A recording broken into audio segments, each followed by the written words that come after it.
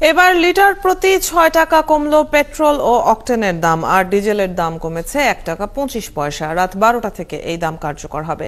আন্তর্জাতিক বাজারে দাম কমার ফলে দেশের বাজারেও দাম কমানো সম্ভব হয়েছে বলে জানিয়েছেন জ্বালানি উপদেষ্টা ফাউজুল কবির।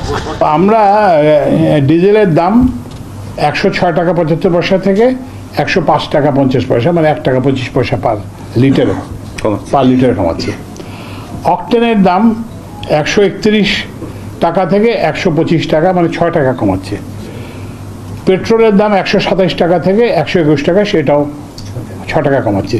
তো আপনারা বলতে পারেন যে অকটেন পেট্রোল এগুলো তো মানে বড় লোকরা ব্যবহার করে, তো এদেরটা ৬ টাকা কমানো, এটা কারণ হচ্ছে কি যে এগুলোর পরিমাণ খুব কম, তো ওই জন্য এটা কমালে এটা খুব একটা ইম্প্যাক্ট হয়। কিন্তু ওখানে ওই ১ টাকা ২৫ পয়সা কমাতে আমাদের জান বেড়ে গেছে আর কি।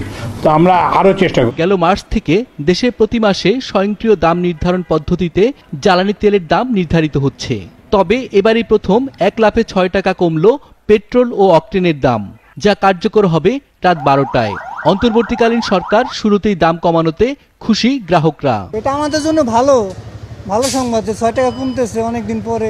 কমলে তো অবশ্যই সবাই উপকৃত হবে।